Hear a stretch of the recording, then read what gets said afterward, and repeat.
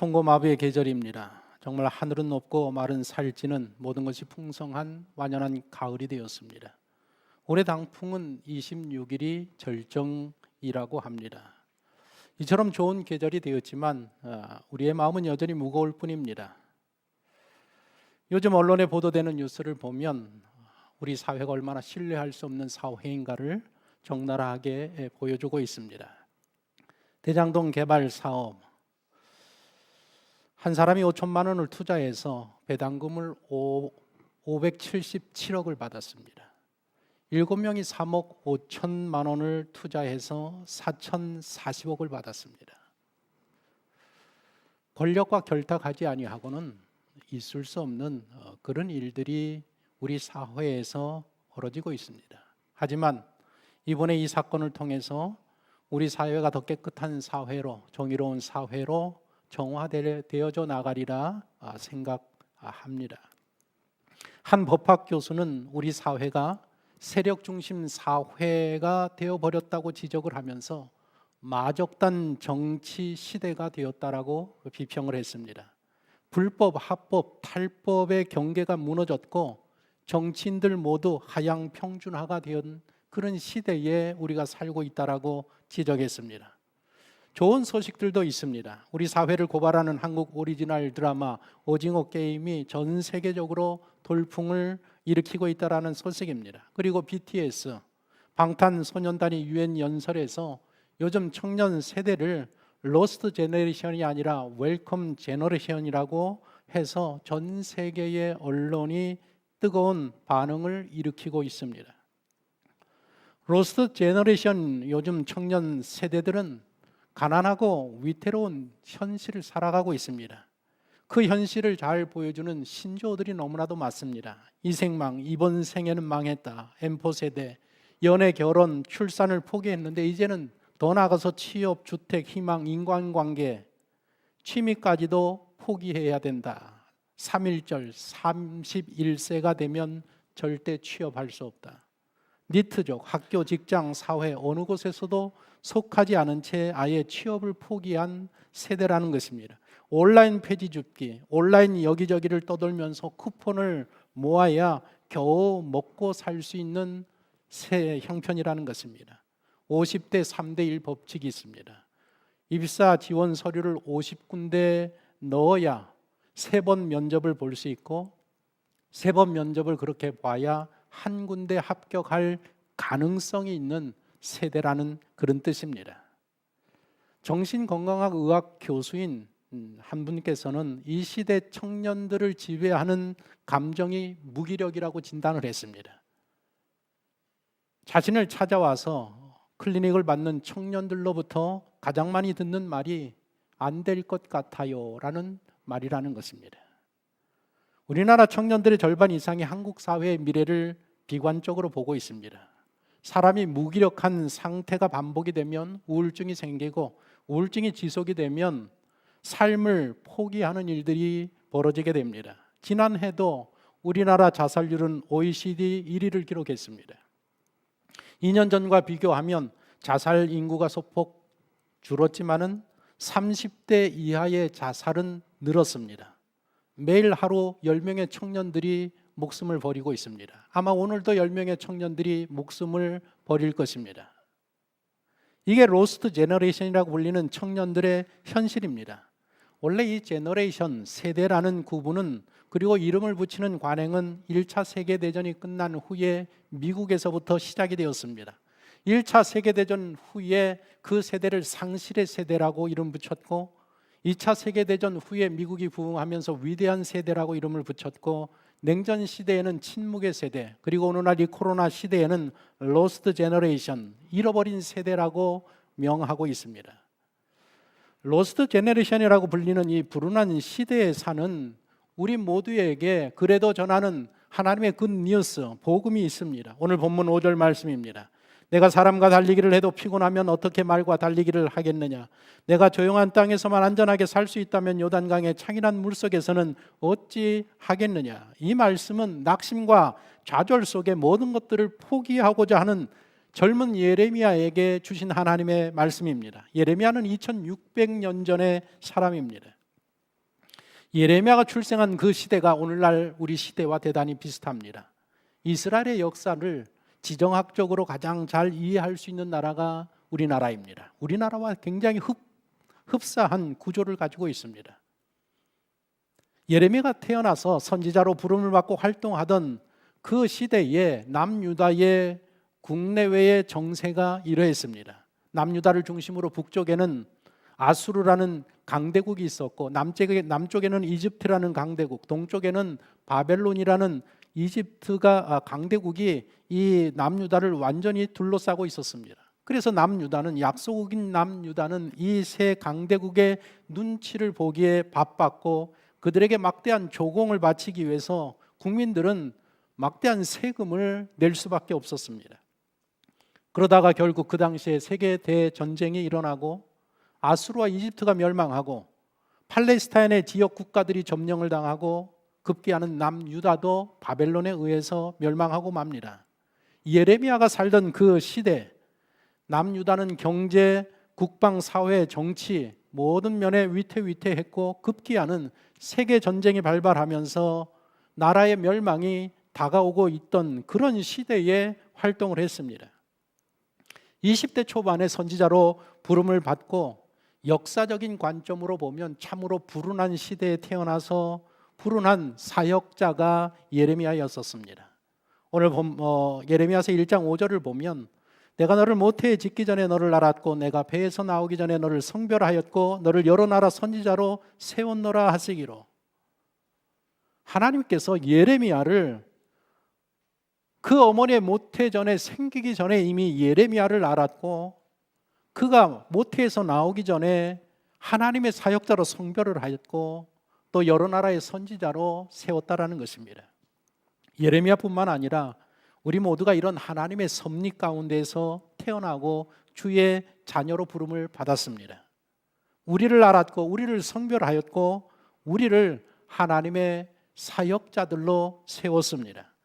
예레미야는 큰 재난 가운데서 나라와 민족과 백성을 위해 눈물을 많이 흘린 선지자입니다. 그래서 눈물의 선지자 예레미야라고 부릅니다.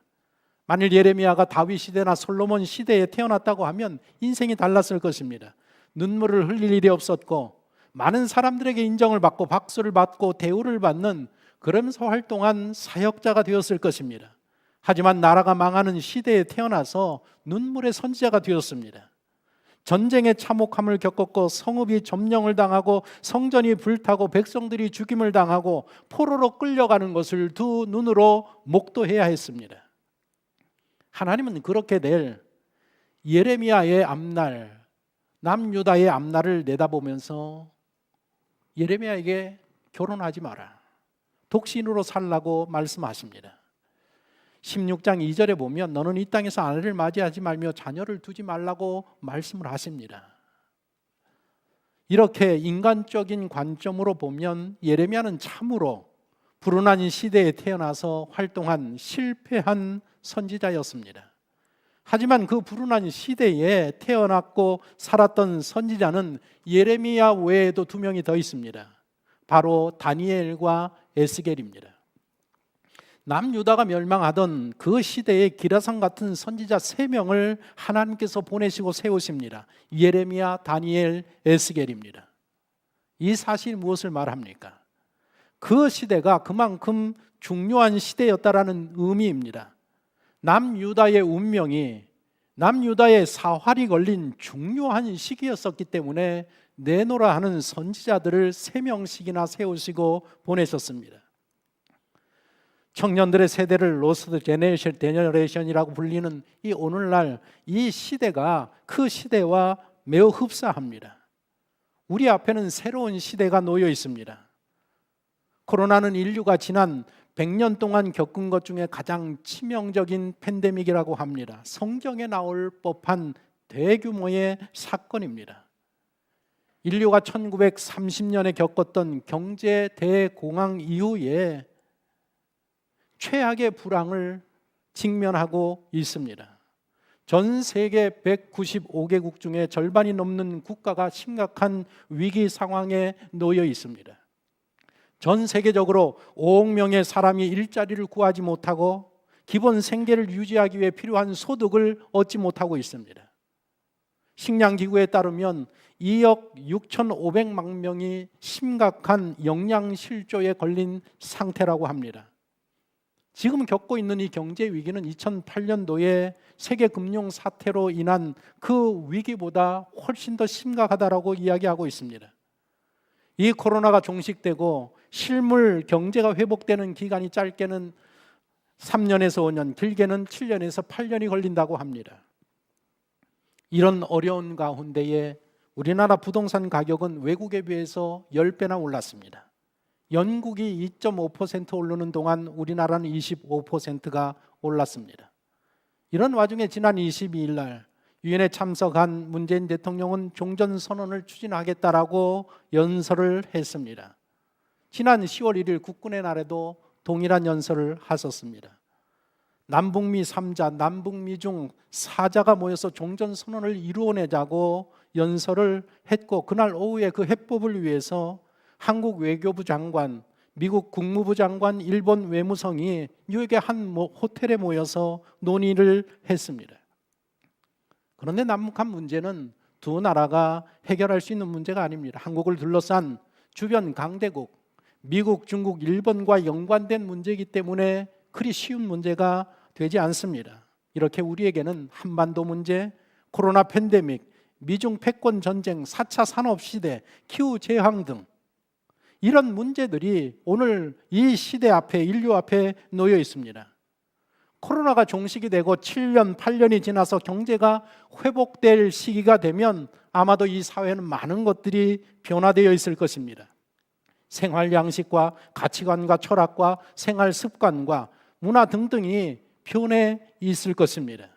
우리 앞에는 그런 새로운 시대가 놓여 있습니다. 이 시대 초반에 사역자로 부름받은 예레미야는 그 누구보다도 나라와 민족을 사랑한 선지자였습니다. 눈물을 흘리면서 백성들이 하나님 앞에 돌아올 것을 호소했습니다. 이렇게 살다가는 이 나라가 멸망합니다. 회개하고 하나님의 뜻에 순종하는 길만이 닥쳐올 재난을 피할 유일한 길입니다라고 장장 40년 동안 선포하며 회개를 외쳤습니다. 하지만 왕들도 고위 공직자들도 백성들도 제사장들도 선지자들도 귀를 기울이지 않았습니다. 오히려 예레미야를 향하여서 바벨론 첩자다, 매국노라 하면서 핍박하고 온갖 음모 가운데 그를 체포하고 수감하고 폭행하고 죽이려고 했습니다. 모두가 하나가 되어서 그런 일을 했습니다. 하지만 선지자 예레미야는 흔들리지 않고 요동하지 아니하고 주어진 사명을 감당하며 달려가고 있었습니다. 그러던 예레미야가 한순간에 무너졌습니다. 오늘 본문이 무너진 예레미야에게 하나님이 하시는 말씀입니다. 아나돗 사람들조차, 고향 사람들조차 자기를 반대하고 대적한다라는 사실을 알게 된 순간 예레미야의 마음이 완전히 무너지고 말았습니다. 예레미야는 원래 아나돗 출신의 제사장입니다. 예레미야서 1장 1절에 보면 베냐민 땅 아나돗의 제사장들 중 hil기야의 아들 예레미야의 말이라, 그래서 예레미야가 어떤 출신인지를 설명하고 있습니다. 아나돗에서 출생한 아나돗 가문의 제사장 중 한 명입니다. 이 아나돗이라는 것은 가나안 정복 전쟁 후에 여호수아가 레위 지파들에게 건네준 48개의 성읍 중 하나인 성읍입니다. 아나돗 사람 중에 유명한 대제사장이 있는데 아비아달이라는 제사장이 있습니다. 다윗 시대의 대제사장입니다. 아비아달은 다윗 말년에 왕위 계승 문제를 놓고 아도니아와 솔로몬이 서로 다투고 경쟁하고 있을 때에 아도니아의 편에 섰던 대제사장입니다. 아도니아 편에 대제사장 아비아달, 그리고 군대장관 요암, 고위공직자들, 모든 사람들이 다 이 아도니아가 왕이 될 것을 예측하고 거기에 다 줄을 섰습니다. 솔로몬 편에 섰던 사람은 유일하게 선지자 나단과 또 다른 대제사장 사독뿐이었습니다. 그런데 막판에 다윗이 솔로몬을 지지하면서 솔로몬이 왕위에 오릅니다. 왕위에 오른 솔로몬이 요압을 비롯한 아도니아 쪽에 있는 모든 사람들을 다 제거합니다. 숙청합니다. 그러나 대제사장 아도니아 편에 섰던 이 대제사장 아비아달만큼은 아버지와 함께 사역을 했던 대제사장이라는 이유로 죽이지 아니하고 그의 고향인 아나돗으로 유배를 시킵니다. 거기서 나오지 말아라. 유배를 시킵니다. 그런 일로 인해서 그 후에 아나돗 이 성읍의 제사장들은 이스라엘 사회에서 아웃사이더가 됩니다.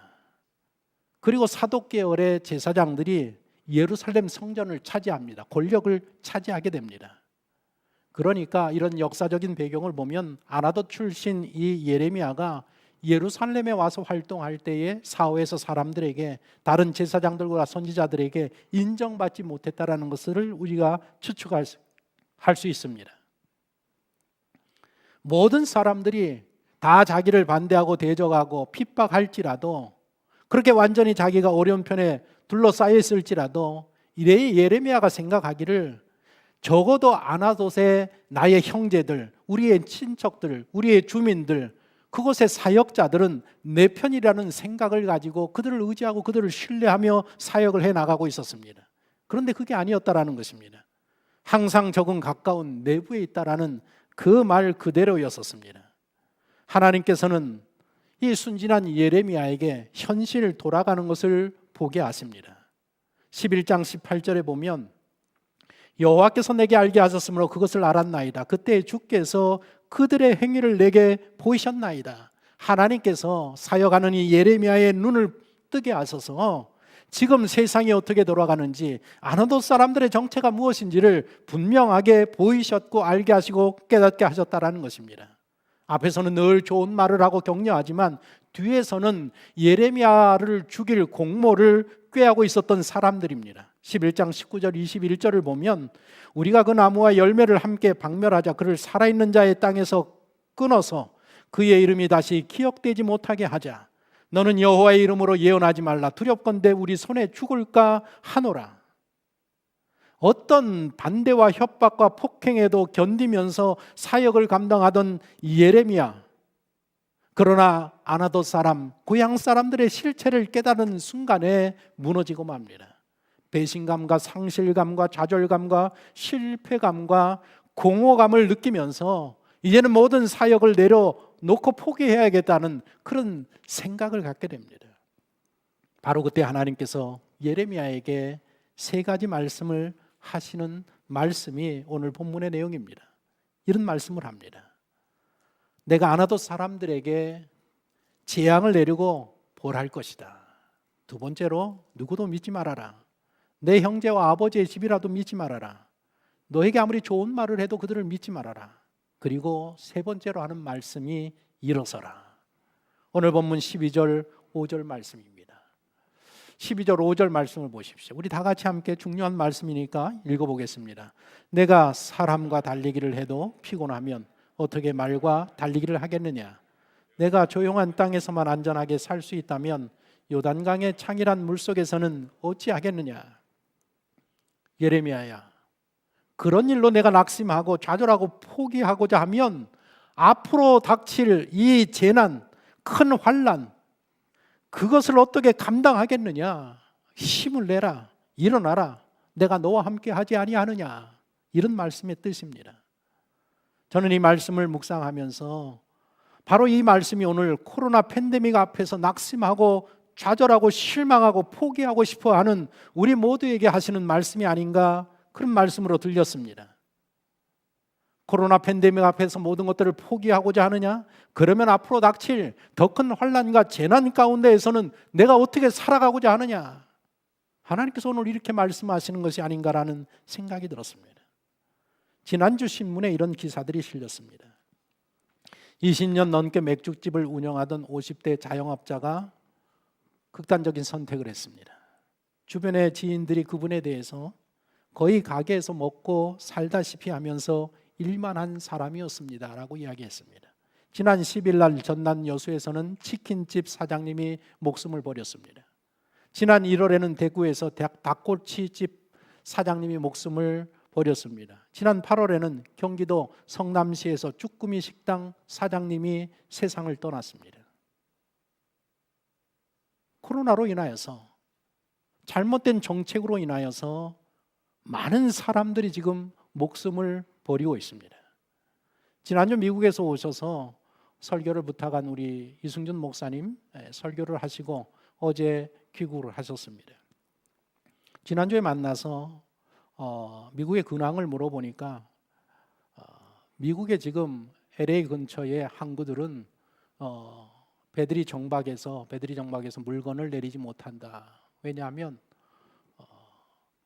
외국인 노동자들이 큰 대형 트럭을 운전하고 물건을 실어 나가야 되는데 그들을 다 자르고 코로나로 인해서 나라로 보내가지고 올스톱이 돼가지고 지금 배들이 다 묶여 있습니다. 한국에도 물건들이 못 들어오고 있습니다. 자영업 하고 계시는 성도님들에게 물었답니다. 아유, 요즘 얼마나 힘들고 어렵습니까? 그러니까 놀랍게도 아니라는 것입니다. 나라에서 보조를 많이 해주고 또 야외에서 장사할 수 있도록 그렇게 배려를 해서 오히려 코로나 전보다 수입이 늘었다라는 것입니다.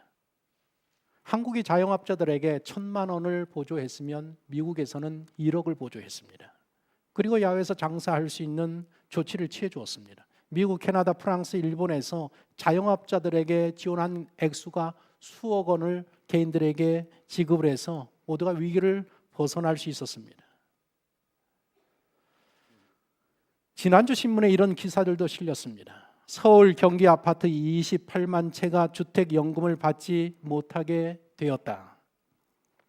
부동산 가격이 급등하면서 주택연금 가입 기준 공시가격이 9억인데 9억이 넘어버리기 때문에 9억이 넘지 말아야 이게 이 주택연금을 받을 수 있는데 9억이 넘어버리는 바람에 28만 채가 주택연금을 못 받게 되었습니다.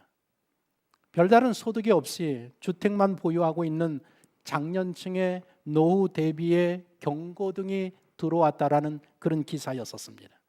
또 다른 기사도 있었습니다. 한국 2045년 일본보다 늙은 나라가 된다. 한국은 세계에서 가장 빨리 초고령 사회로 진입하고 있는 나라입니다. 초고령 사회로 진입하는 데에 프랑스가 154년 걸렸고 미국이 96년, 독일이 77년, 일본이 36년, 한국이 26년 소요됩니다. 2023년 내후년에 우리나라 만 65세 인구가 1,500만 명이 됩니다. 현재 한국 노인 빈곤율이 50%입니다. 연세 많으신 분들이 다 50% 절반의 어르신들이 굉장히 어려운 삶을 살고 있습니다. 그런데 더 심각해질 거라는 의미입니다. 지금 우리나라는 20년, 30년 전 일본이 초고령 사회로 진입했을 때 일어났던 그 일들이 똑같이 우리나라에서 일어나고 있습니다. 현재 일본의 노인 세대는 최고의 황금기를 살았던 분들입니다. 회사 생활하면서 직장 생활하면서 일본 전 세대를 통해서 가장 많은 월급을 받았고 가장 많은 돈을 모은 세대입니다. 그래서 세계 경제 전문가들은 일본 노인들은 가장 행복한 생활을 하게 될 것이라고 예측을 했습니다. 그런데 현재 일본이 부동산 폭락으로 인해서 일본 노인들이 파산하고 있습니다. 6년 전에 200만 명이 파산을 했습니다. 현재 일본은 노인 지옥이라고 불리는 그런 나라입니다. 일본 법무성에 따르면 노인들이 일부러 경찰서 앞에서 범죄를 저지르고 교도소를 가는 사례들이 계속해서 늘어나고 있다는 것입니다. 교도소에 가면 최소한 밥을 주기 때문입니다. 현재 노인 지옥에 살고 있는 65세 인구의 일본 노인들 전체 인구가 27%, 3,300만 명입니다. 우리나라 인구가 5천만입니다. 일본의 3,300만 명의 노인들이 지금 노인 지옥에 파산해서 살고 있습니다. 일본이 고령화 시대로 들어간 지 20년 만에 나라가 휘청휘청이고 있습니다. 앞으로 20년 후에 우리나라가 겪게 될 현실입니다. 그래서 서울대학교 공과대학교 교수팀에서 우리나라 미래를 예측한 보고서를 발표를 했습니다. 우리나라는 2090년까지 인구의 99.97%가 프레카리아트 난민 수준으로 전락하게 될 것이라고 이야기합니다. 이 프레카리아트라는 이 단어는 이탈리아의 불안정하다는 프레카리오와 노동자라는 독일어의 플로레타리아트라는 이 두 단어를 합성한 단어입니다. 그러니까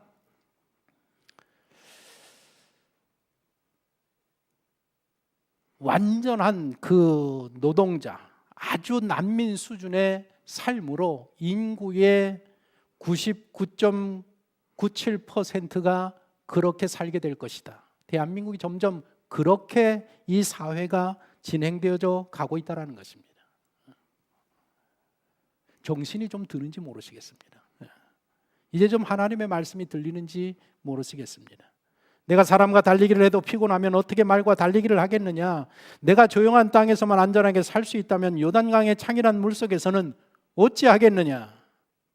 세계 전문 분야의 석학들이 무엇이라고 이야기하는가 하면 이번 코로나 팬데믹은 앞으로 일어날 세계적인 팬데믹을 대비한 훈련에 불과하다라고 이야기하고 있습니다. 감당하기 어렵다라고 이야기하는데 이건 아무것도 아니라는 것입니다. 앞으로는 이거보다 더 큰 팬데믹을 겪을 대비와 준비를 하지 아니하면 안 된다라고 경고를 하고 있습니다.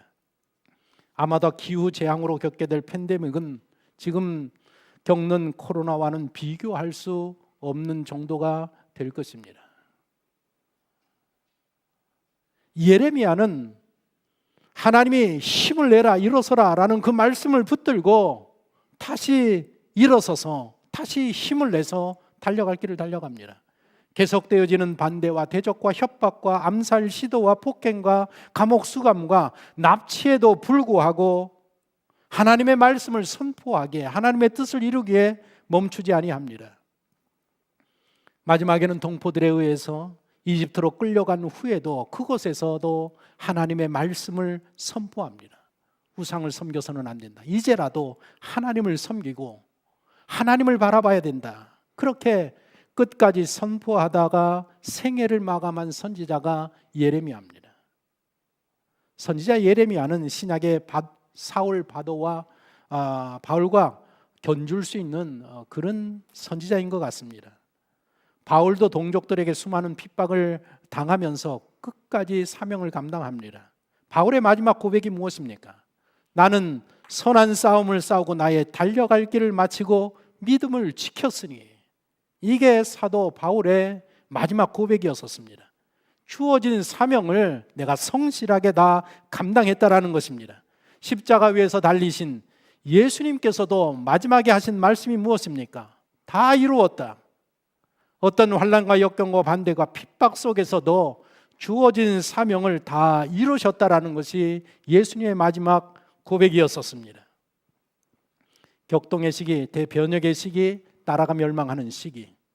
인간적인 눈으로 보면 가장 불운한 시대에 태어나서 부름을 받고 40년 동안 변함없이 말씀을 선포하다 생애를 마감한 선지자, 그러나 백성들을 회개시키지 못하고 나라의 멸망을 막지 못한 선지자, 그러나 시각을 달리해서 하나님의 눈으로 바라보면 말이 달라집니다. 가장 중요한 시대에 보내져서 부름을 받고 선한 싸움을 싸우고 달려갈 길을 마치고 믿음을 지킨 선지자, 주어진 사명을 하나님 앞에서 다 이룬 선지자, 그가 바로 잃어버린 세대에 부름받고 선택받은 선지자 예레미야였다라는 것입니다. 로스트 제너레이션이라고 불리는 이 시대에, 이 불운한 시대에 하나님께서 우리 모두에게 말씀하십니다. 내가 사람과 달리기를 해도 피곤하면 말과 달리기를 하겠느냐? 내가 조용한 땅에서만 안전하게 살 수 있다면 요단강의 창이란 물속에서는 어찌하겠느냐?